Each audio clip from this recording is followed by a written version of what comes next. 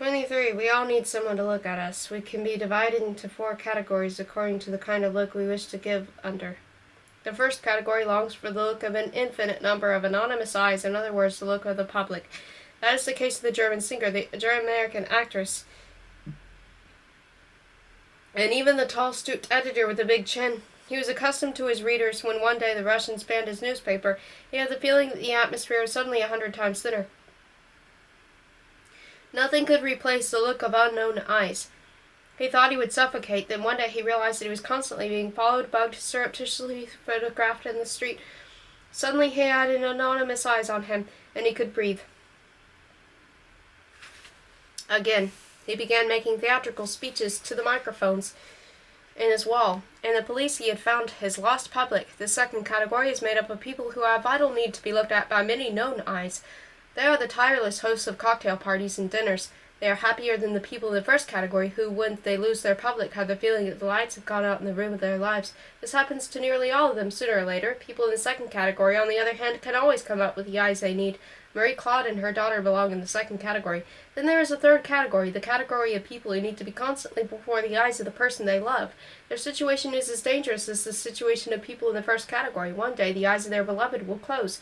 The room will go dark. Teresa and Tomas belong in the third category. Finally, there is the fourth category, the rarest, the category of people who live in the imaginary eyes of those who are not present. They are the dreamers. Franz, for example. He traveled to the borders of Cambodia only for Sabina. As the bus bumped along the tie road, he could feel her eyes fixed on him in a long stare. Tomas's son belongs to the same category. Let me call him Simon. He will be glad to have a biblical name like his father's. The eyes of the longed for were Tomas's. As a result of his embroilment in the petition campaign, he was expelled from the university. The girl he'd been going out with was the niece of a village priest. He married her, became a tractor driver on a collective farm, and practicing Catholic had a father. When he learned that Tomas too was living in the country, he was thrilled. Fate had made their lives symmetrical. This encouraged him to write Tomas a letter. He did not ask him to write back. He only wanted him to focus his eyes on his life. 24. Franz and Simon are the dreamers of this novel. Unlike Franz, Simon never liked his mother. From childhood he searched for his father. He was willing to believe his father was the victim of some sort of injustice that predated the explained. The injustice his father had penetrated on him. He never felt angry with his father because he did not wish to ally himself with his mother, who continually maligned the man. He lived with her until he was 18 and had finished secondary school, and then he went off to Prague and the university. By the time Tomas was watching windows, often Simon would wait long hours to arrange an accidental encounter with Tomas, but Tomas never stopped to talk to him. The only reason he became involved with the big-chinned former editor was the editor's fate reminded him of his father's. The editor he had never heard of Tomas. The Oedipus article had been forgotten. It was Simon who told him about it and asked him to persuade Tomas to sign the petition. The only reason the editor agreed was that he wanted to do something nice for the boy whom he liked. Whenever Simon thought back to the day when they had met, he was ashamed of his stage fright. His father couldn't have liked him. He, on the other hand, liked his father. He remembered his every word. And as the time he saw how true they were, the words had made the biggest impression on him. Where punishing people who don't know what they've done is barbaric. When his girlfriend's uncle put a Bible in his hands, he was particularly struck by Jesus' words, "Forgive them, for they know not what they do." He knew that his father was a non-believer, but in the similarity of the two phrases, he saw a secret sign. His father agreed with the path he had taken. During approximately his 3rd year in the country, he received a letter from Tomas asking him to come and visit. Their meeting was a friendly one. Simon felt relaxed and did not stammer a bit. He probably did not realize that they did not understand each other very well. About 4 months later, he received a telegram saying that Tomas and his wife had been crushed to death on a truck. At about that time he learned about a woman who had once been his father's mistress and was living in France. He found her address. Because he desperately needed an imaginary eye to follow his life, he would occasionally write her long letters. 25. Sabina continued to receive letters from her sad village correspondent till the end of her life. Many of them would remain unread because she took less and less interest in her native language. The old man died, and Sabina moved to California, farther west, farther away from the country where she had been born. She had no trouble selling her paintings and liked America, but only on the surface. Everything beneath the surface was alien to her. Down below there was no grandpa or uncle. She was afraid of shutting herself into a grave and sinking to American earth, and so one day she composed a will in which she requested that her dead body be cremated and its ashes thrown to the winds. Teresa and Tomas had died under the sign of weight. She wanted to die under the sign of lightness. She would be lighter than air, as Parmenides had put it. The negative would change into the positive. 26. The bus stopped in front of the Bangkok hotel. No one any longer felt like holding meetings. People drifted off into groups to sightsee. Some set off for the temples, others for brothels. Franz's friend from Sorbonne suggested they spend the evening together, but he preferred to be alone. It was nearly dark when he set out into the streets. He kept thinking about Sabina, feeling her eyes on him. Whenever he felt her long stare, he began to doubt himself. He had never quite known what Sabina thought. It made him uncomfortable now as well. Could she be mocking him? Could she consider this cold he made of her silly? Could she be trying to tell him that it was time for him to grow up and devote himself fully to the mistress she herself had sent to him? Picturing the face with the big round glasses, he suddenly realized how happy he was with his student mistress. All at once the Cambodia venture struck him as meaningless, laughable. Why had he come? Only now did he know. He had come to find out once and for all that neither parades nor Sabina, nor rather the girl with the glasses, was his real life, his only real life. He had come out to find that reality was more than a dream. Much more than a dream. Suddenly a figure emerged out of the semi-darkness and said something to him in a language he did not know. He gave the intruder a look that was startled but sympathetic. The man bowed and smiled and muttered something with great urgency. What was he trying to say? He seemed to be inviting him somewhere. The man took him by the hand and started leading him away.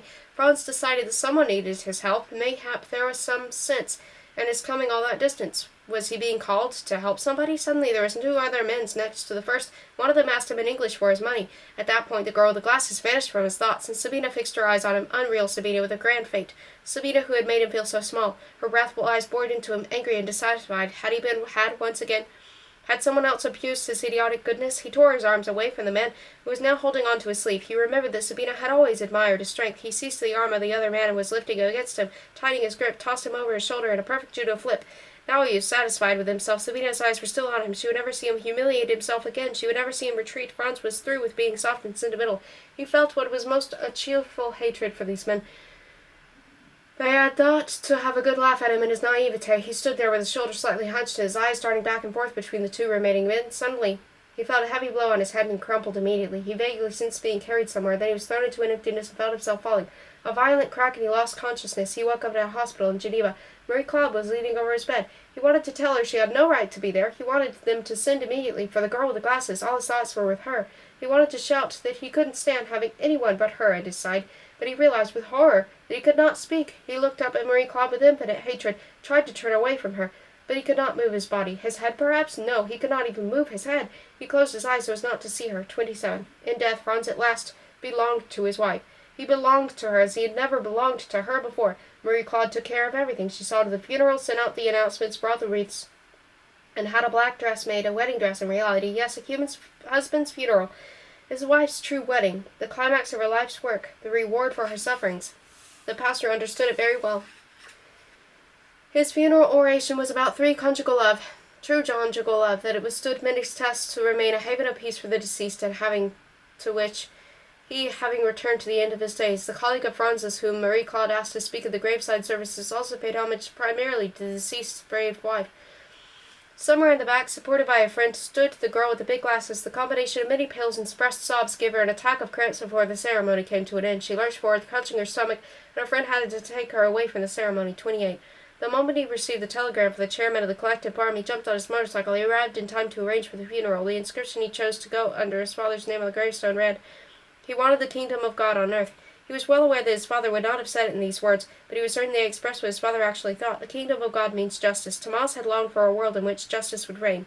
Hadn't Simon the right to express his father's life in his own vocabulary? Of course he had. Hadn't all heirs had that right from the time immemorial? A return after long wanderings was the inscription adorning the stone above Franz's grave. It can be interpreted in religious terms, the wanderings being our earthly existence, the return to the God's embrace, but the insiders knew that it had a perfectly secular meaning as well. Indeed, Marie Claude had talked about it every day. Franz, dear sweet Franz. The midlife crisis was just too much for him, and the pitiful little girl who caught him in her net. Why, she wasn't even pretty. Did you see those enormous glasses she tried to hide behind? And when they start pushing 50, don't we know it, they'll all sell their souls for a piece of flesh. Only his wife knows how it made him suffer. It was pure moral torture.